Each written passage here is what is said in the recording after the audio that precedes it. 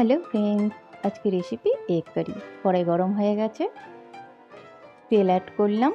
ধনে, জিরে, আদা, রসুন, কাঁচা লঙ্কা, কুচিয়ে রাখা টমেটো, কুচিয়ে রাখা পেঁয়াজ কুচি সব কিছু দিয়ে ভালো করে ভেজে নেব। ভাজা হয়ে গেছে, টক দই অ্যাড করলাম, মিহি করে পেস্ট করে নিলাম। তাই কিছুটা তেল অ্যাড করলাম। সেদ্ধ করে রাখা ডিমগুলো ভালো করে নাড়িয়ে চাড়িয়ে ভেজে নেব। ডিমগুলো ভাজা হয়ে গেছে, তুলে নিচ্ছি।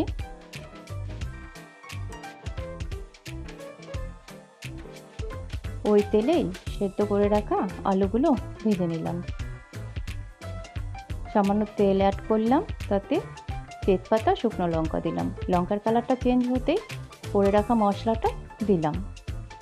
তাতে পরিমাণ মতো হলুদ গুঁড়ো আর লবণ অ্যাড করলাম। তোমরাও পরিমাণ মতো তোমাদের যে পরিমাণে রান্না করবে সেই হিসেবে তোমরা অ্যাড করবে। মশলা ভাজা হয়ে গেছে, এই সময় জল অ্যাড করলাম। ফুটে গেছে, আলুগুলো, ডিমগুলো দিয়ে দিলাম। Egg curry ready. Please like, subscribe and share.